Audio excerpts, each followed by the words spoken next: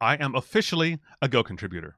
Hi, I'm Jonathan Hall, and over the weekend, my very trivial change to the regular expression library in Go was merged. If you have a look here at the blame view on GitHub on the Go project, you can see my name next to a couple dozen or so lines. In this video, I'm going to show you how that happened and document the entire process from proposal to acceptance to making the code changes and getting those approved, and hopefully show you that it's really not as complicated or as scary as it might think. And in fact, you could probably do exactly the same thing if you want to. As I'm recording this portion of the video, I have recently uploaded my suggested changes to the Go code tracker, and I'm hoping that they'll actually be merged soon, but we'll see. By the time this video ends, we'll know the answer to that. But let's jump back in time to the beginning of this process. And let me show you what I've done and sort of tell you the narrative of what's happened so far. So this story actually begins with my open source project called Kivik, which is a SDK library for CouchDB in Go. That's not really important right now. What is important is that somebody filed a bug report against that project. And this is that bug report on GitHub. What they noticed is that when they passed a regular expression to a function in my library, it wasn't properly encoded as JSON. Instead, it got just squiggly braces, an empty object, essentially. He asked for me to add this capability to my library, to Kivik. I thought about it, and I thought, actually, this probably should be part of the Go standard library. So I hopped over to the Go issue tracker, and I filed a report. This is the issue I filed at the Go bug tracker. I followed their template, which is fairly straightforward. I gave an example of the code as it works today, and I show that it produces an empty object when marshalling a regular expression to JSON. And then it asks what I expect, and what I was hoping for is that it would marshal that to the regular expression string, the same as if you call the string method on the regular expression object itself. Now, I put a little caveat in there that technically this might be a breaking change because it does change observable behavior. However, this behavior was never actually documented, so it doesn't seem that anybody thought this would really be considered a breaking change. This was back in May of 2021, so it's been almost 2 years ago. Fairly quickly, it got some attention from the Go project. The most interesting thing that happened during this discussion was that somebody pointed out that there's actually 3 different flavors of regular expressions in Go. That's not really important for this video, but just to be brief, you can use a regular expression, a POSIX regular expression, or you can, on either one of those, trigger something called longest matching.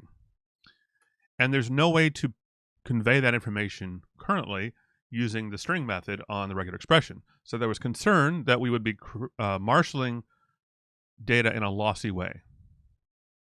Based on this concern, eventually, in June, so a little less than a month after I filed the report, Russ Cox, who manages the Go proposals process, said, based on the discussion above, this proposal seems to be likely decline. So that means that we're probably not going to do this, but there's a last chance to comment and offer suggestions in case we can think of a way to solve this problem. At that point, we did have a little bit more discussion involving myself, and we essentially decided that those concerns weren't necessarily the most important concerns, and we could still go ahead with this, even though it's not going to be perfect in every way. Then, on July 21, a little bit more than a month later, Russ Cox says, based on the current discussion above, this proposal seems to be likely to accept. They did their formal meeting, a couple more discussion items, and then a week later, July 28, so just less than 2.5 months after I filed the original bug report, the proposal was accepted. At that point, 6 months later, in January, a little more than 6 months later, I said I would be interested in this. I got no response except somebody put a heart on there at some point later. And it just sat forever until this week. So I have decided I'm actually going to do this, and I'm going to document the process on video so we can see what's going on, and hopefully we can learn something together about how the Go proposal and acceptance process works. Fingers crossed they'll accept my pull request. Let's see. Before I dive into my code and all of that, let's look at the process involved in getting a proposal accepted. Now, you can read this, of course, and the link is in the description, but let's just look at a really high level what the process is supposed to look like. So first, the proposal author creates a brief issue, which I did. Now, my proposal is very small. Many proposals are much bigger. Consider the proposal for generics, which was pages and pages long, went through many revisions, and years literally of discussion. This proposal, in comparison, is minuscule. I was proposing to add a single method. It turned into 2 methods. Really, really small proposal with very little pushback. So it was very simple. And that's great for a video like this, so we don't have to spend hours explaining all the nuances. Once the issue is created in the issue tracker, then the discussion happens, and then the proposal is either accepted or declined, as we've seen already. And in this case, it was, of course, accepted. In some cases, a design document is required. In this case, not. It's a simple enough thing that it can be explained in just a couple of sentences, really. We don't need a big design document. So step number 3 is not relevant in this process. Now, compatibility is an interesting concern. As I mentioned, by some standards, this proposal could be considered a breaking change, since it does change behavior. And it's possible that some old programs might actually break as a result of this change, but in only strange and unusual ways. It would essentially mean that a program is depending on broken behavior, or at least incomplete behavior, and that somehow breaks when this change is introduced.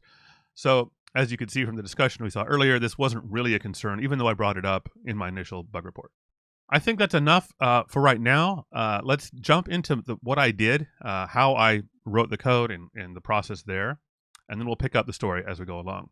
So my next step was to read the Go contribution guide.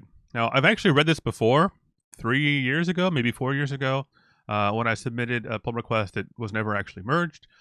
So I've done part of the process, but my memory was completely fuzzy, so I wanted to look at it again. Let's look at it together. Now, the first thing you need to do if you're interested in contributing to the Go project is to become a contributor. I'm not going to go through those details since, as I mentioned, I did that a few years ago, but I will try to go through the highlights. Now, Go is a project run by Google, and so they use a lot of Google infrastructure, so that means that you're going to need a Google account. You probably already have one, but if you don't and you want to contribute to Go, you will need a Google account.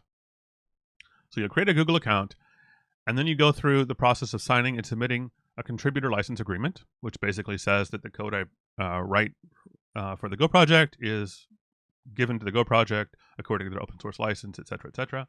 You need to configure a few things, and you need to create an account for Garrett, which is the tool they use for their code reviews. It's kind of like GitHub in some ways, more advanced in other ways, but it's the tool that they use primarily.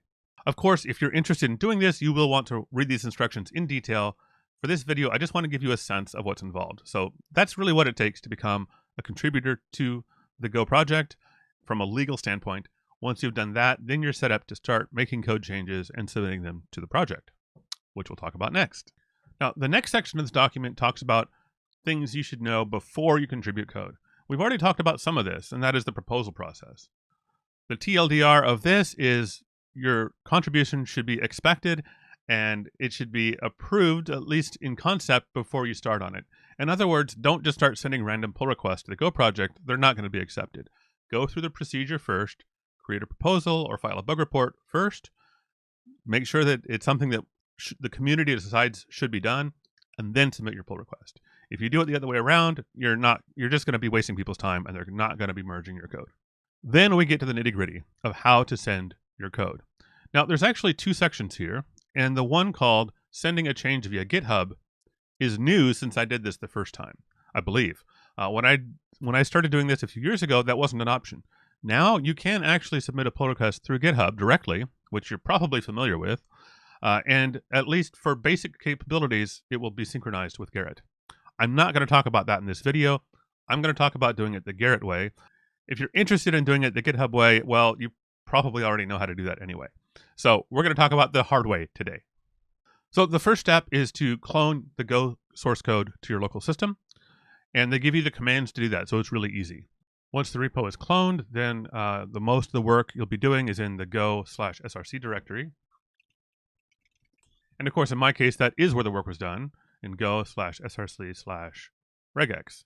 Then it walks you through the process of creating a branch, which you're probably familiar with, and then adding your changes to Git. Now, this is different than what you're probably familiar with if you haven't used Garrett before. Rather than doing git commit, which you're familiar with, no doubt, you use this command git code review change, which adds a little extra metadata, a commit ID that doesn't change if the hash changes and so on. and it stores things in the right format. So now I've written my code changes. I'll just show you what they look like here. It's two new methods. Most of it's Go documentation, not code itself. I've added the marshal text method and the unmarshal text method. And then over in the all tests.go file, I've added tests to test my new functionality. So that's really it. That's my entire change. It's very, very simple. If we look at the diff of my changes, you can see the green changes are what has changed, my new test function, and the two new methods I've added. That's it. So then I run the git code review change command as suggested in the documentation, and it pulls up this editor that you're probably familiar with, where I can type in a description. Now, the description is something kind of important here in the Go project. Let's look over the documentation on that. So here's an example of a good commit message. The first line should mention the package being changed. In the case of a standard library, it's just the name of the package. So in my case, it's regex. And then a short description of what happens, followed by a blank line, and then a paragraph or more explaining exactly what's going on. And then a reference to the bug or issue that it references or fixes. So you can see that's what I've done. I have my title. I have a paragraph that gives a little more details. And then I say it fixes number 46159, which again is the issue we were looking at before, 46159. And here's that extra metadata I mentioned earlier. This change ID remains consistent even if I do a rebase that changes the git SHA. So that allows the code review tools to keep track of which changes are done. Save that, and it makes a commit.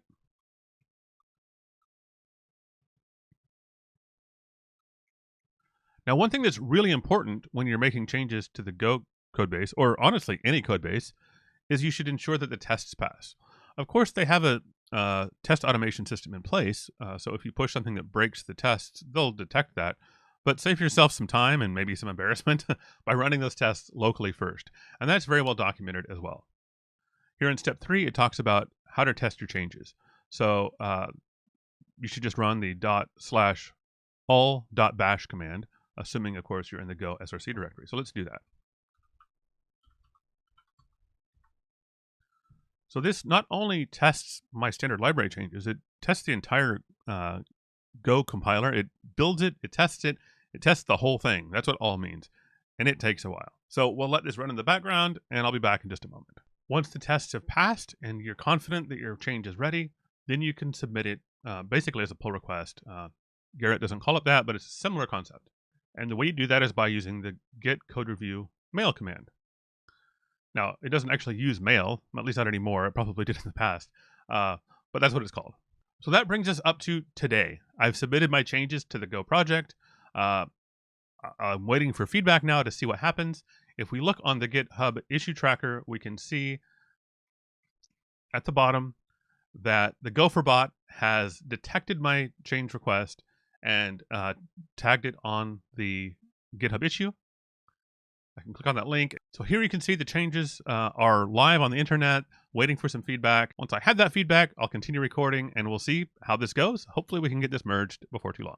I have now received feedback on my changes. So let's run through them and see what I can do to improve this. First comment is about the subject line in my change, that it's too long. So I just need to shorten that up, and I have a nice suggestion on how to do that. So that's pretty straightforward.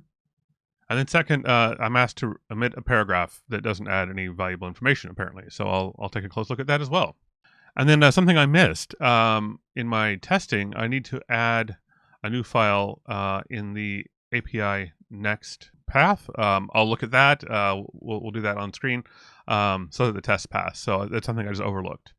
Next, I'm asked to not use t.fatal because of the way I'm looping through tests. We don't want one failure to cause the rest of the tests not to run. So we need to change that to t.error. That's pretty simple. It makes sense. Quick note here on line 1288 to change my Go doc. I'm using some outdated standards. I'm pretty sure that the ability to include links to function names is relatively new within the last year or so. I just wasn't aware of that until very recently, so I forgot to do that. And then I need to remove parentheses from the Go doc. So the last two comments are on the same topic there. So really, this is all pretty much just cosmetic changes. Shouldn't be a big deal, but let's go ahead and jump into my editor and get these things fixed and uploaded. So here I am again in my working copy where I made my previous changes, and I'm just going to run through the comments in order. So the first one is about the commit message. So I'm just going to modify that first with the git code review change, with the git code review change command. That pulls up my commit message, and I'm asked to make this shorter. So let's do that. I'm just going to copy and paste the suggestion from the commentary and delete my version. And then I'm asked to remove the second paragraph because it doesn't add useful information. I'm not sure if I 100% agree with that. I think that the indication about POSIX and longest REs being lossy is useful, but probably not terribly useful. It's good enough to have that in the Go doc. So anyway, I'm following the suggestion to remove it. So that's that. That's the first two suggestions resolved. Now I need to add this API next, and I need to look up what that is because I completely forgot about that. So I don't find reference to API next in the contribution guide, but it's pretty straightforward, it appears. If I look at the directory called API next, I see there's a bunch of files that appear to have issued numbers followed by .txt. And if I cat one of those, it's pretty straightforward what's going on here.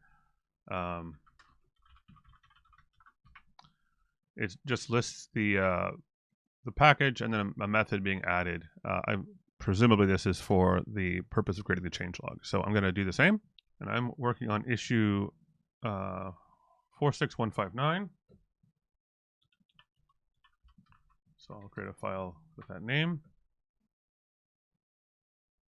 and let me open one of the other files next to it,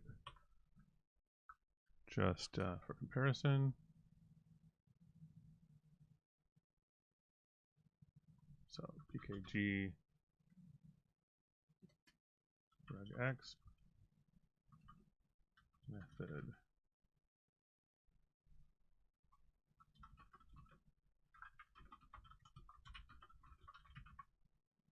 Let's see how that's done. Okay, so that uses the full signature. That makes sense. Yeah, okay. So what is my full signature here? I have two functions I'm adding. Let's copy this. Remove the variable names.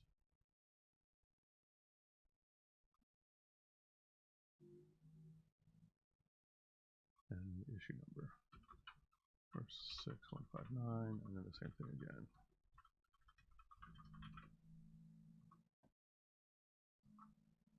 For the other one. Again, remove the variable names for the receiver and the parameter, just for clarity's sake. Okay, I think this is correct. That's my guess, based on following the pattern. I hope that's good enough. Let's commit that and see what happens. I've got to add it. All right, share that once more. Yeah, now it's showing up in there, so that's good. If I do git show, I should see that file is there. Okay, so that's added. Great. Let's move on to the next one. T.fatal error should be error. Good enough. That's pretty simple. That's right here. Sorry, it's in this file. This should be.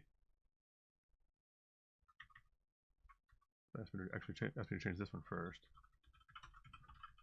Just a simple thing there.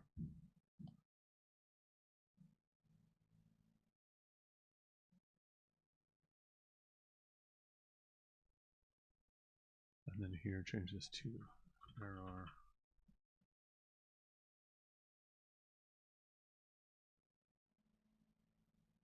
And it wants me to mention which regex failed, so I'll do that here. So let me see how that's done in the other examples.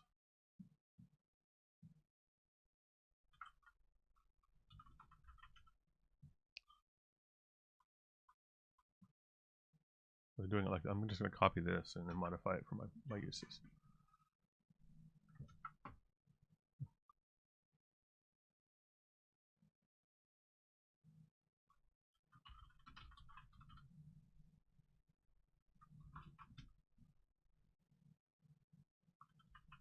that. And then a similar thing here. Whoops, I'm just going to copy this one.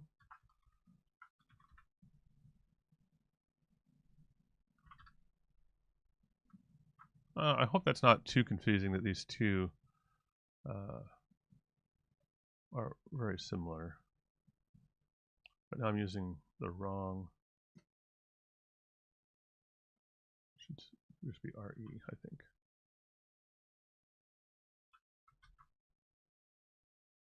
Okay, so my concern was that these two messages are very similar. The only difference is these two letters in un.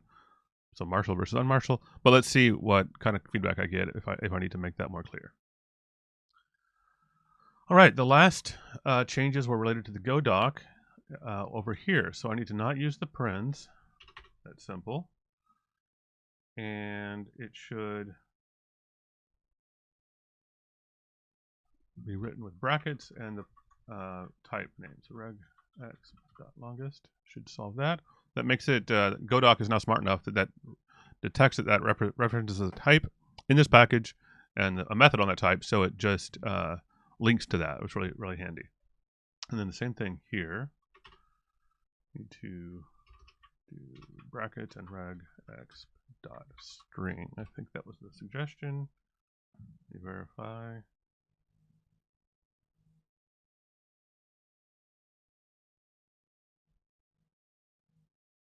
Yep.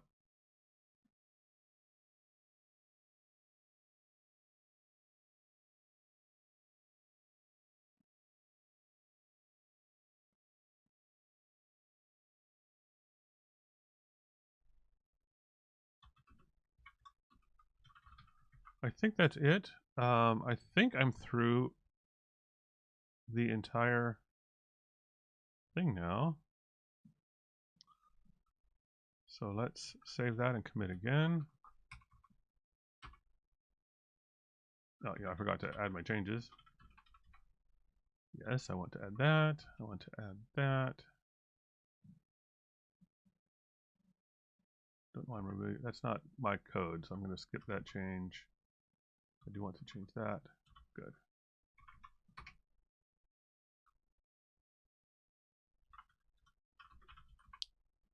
So apparently my editor removed a couple blank lines, but that's not related to my change, so I don't want to actually commit that.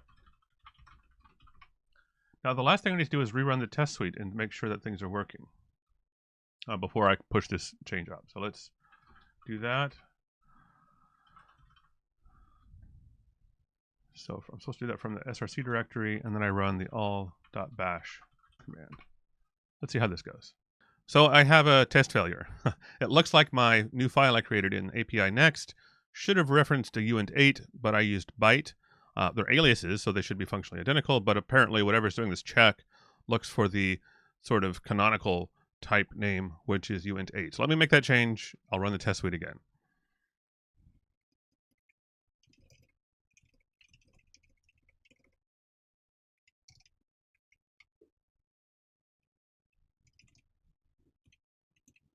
There we go. Let's commit my change once more.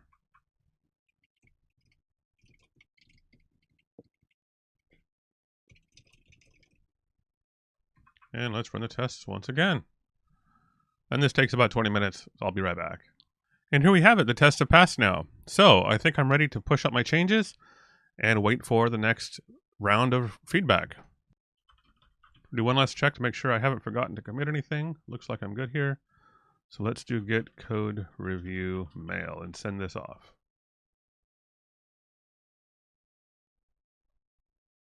All right, we're done there. Let me just verify that it's updated in the system.